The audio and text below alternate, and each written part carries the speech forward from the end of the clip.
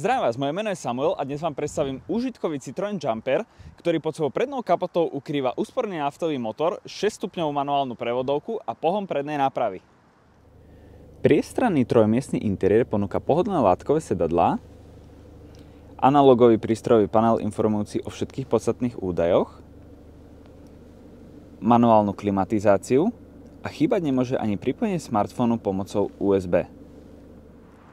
V prípade defektu nájdeme pod nákladným priestorom rezervné koleso. V interiéri auta potom nájdeme potrebné náradie na jeho výmenu pod sedadlom spolujazdca. A taktiež tu máme aj povinnú výbavu pre prípad dopravnej nehody. Ak sa vám stane dopravná nehoda alebo škodová udalosť, vždy, ak je to potrebné, v prvom rade kontaktujte záchranné zložky a s následným riešením vzniknutej situácie vám môžu pomôcť kontakty uvedené na našej asistenčnej nálepke.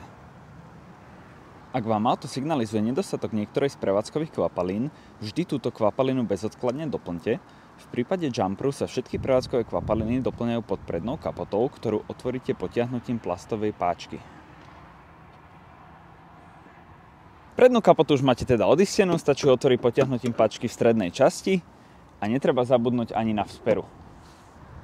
Ak máte pri doplňaní prevádzkových kvapalín nejaké nejasnosti, určite vám môže pomôcť užívateľská príručka umiestnená v priehradke pred spolujazdcom a pod prednou kapotou sa jednotlivé prevádzkové kvapaliny doplňajú následovne. Voda do ostrekovača, chladiaca kvapalina, motorový olej, brzdová kvapalina. Objemný nákladný priestor ponúka aj rôzne kotviace body pre bezpečné uchytenie vášho nákladu.